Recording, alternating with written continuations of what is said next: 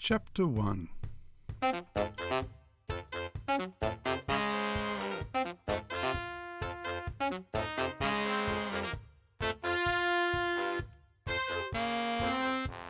The front door had no thumbprint plate, nor retinal scan, not even a security camera, but it did have a little bell that I rang.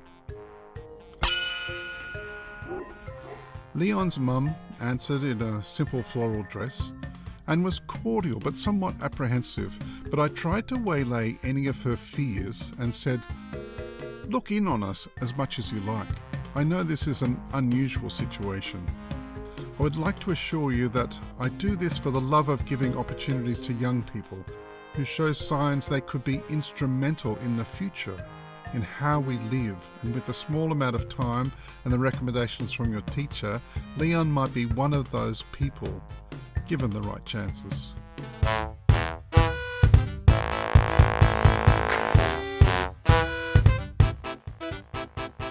Even though I was overly excited by meeting her and wanting to stay and chat, I asked, "Is Leon ready?"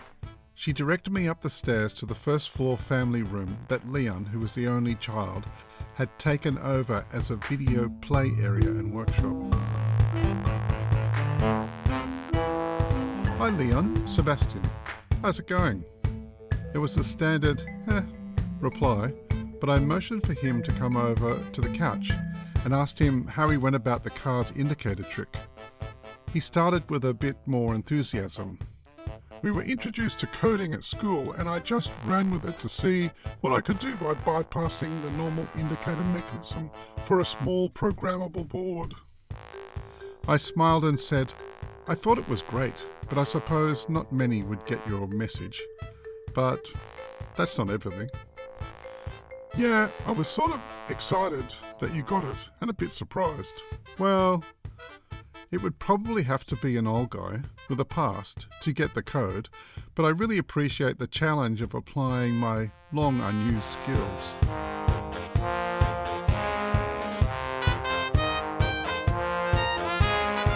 Just directing the conversation, I explained, "Making things has been my life.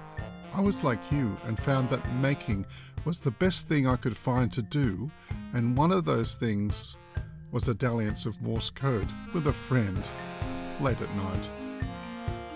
I became an engineer, but I just love playing with stuff. I've been doing things with lasers and sensors and electromagnetic integrated systems, mainly for cars as a career, but outside that, it's a long road of 1,000 different areas of exploration.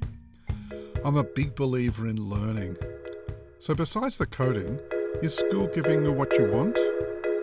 Leon shook his head and said quietly, "There are things, I suppose, but they never take it far enough. I can work things out pretty fast. So then I feel trapped in a dunce hat waiting for everyone else to catch up." "Yeah, I know how you feel. And this is where I'd love to help you develop new fields and skills. Now, I'm not here as a teacher. I'm here to help you do the things that you may not have dreamed about as yet. I may suggest stuff, but it all starts with you. What do you think we should explore? At least it's summer holidays next week." "I don't know just now, but thanks." Getting up from the lounge, I said, "Wow, this is a great view over the parkland. That gives a sense of being sort of cut off from the world. Nice. This is east, isn't it?" Leon nodded. "It's the solstice in a couple of days, and it's going to be the longest daylight of any day of the year."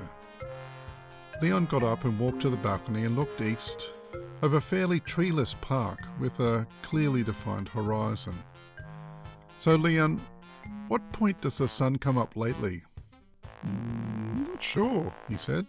"I don't want to talk down to you, but do you know that it doesn't come up in the same place all the time?" "Sure, summer's over here somewhere and winter's down that way."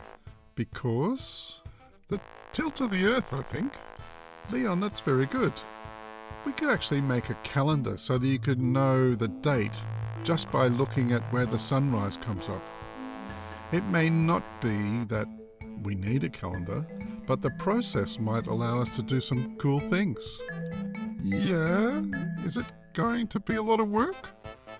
Well, some, but you'll be up early, won't you? It's the best time to work, don't you think? Yeah, most of the time. So the solstice will be the furthest right or south. And if you get up early, you can mark off as the start of the calendar. So you need to be precise here. How do you think we could do that, Leon? So, if I've got this right, we could look and mark off the sunrise as they change every day or week between summer solstice and the winter solstice, registering the date so that we could know the date from the point of the horizon. Excellent.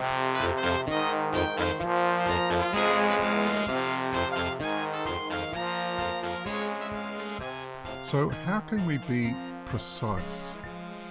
Well, we've got two planes, the sliding glass door and the balcony rail. So if we look from a specific point through the glass, we could mark off on the rail where the sun comes up. But how will we get from here to there?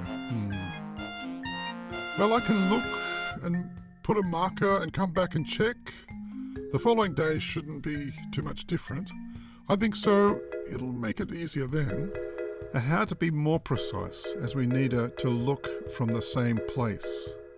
Well, we could tape a peephole in the glass. Excellent, you do have a brain. We want to make this semi-permanent. What can we do on the railing? We could put nails. That may not be your mum's ideal. Oh, here she is. Leon talks excitedly to his mum about the plan, and she suggests maybe you could attach a long piece of wood to the railing to take the nails, so fewer nails in the railing itself. Good idea, Mum, but remember, Mum, never take the tape off the glass door. Okay, I'm glad you two are getting on. I'll leave this to you. We find a piece of pine and a thin bullet head nails and decide that Leon will put it up tomorrow when he gets an idea where the start of the solstice year is, and use masking tape to make the peephole. Make it very solid. There's always someone who mucks up experiments, so you have to do the best you can to ensure it will last. Leon, what is important with experiments is not to be concerned with the outcome, but what you learn along the way. So if you miss a day, just make a note of it and we can see what we can do next week. By the way, Leon, do you need a hand in rectifying the indicators? No, that's fine.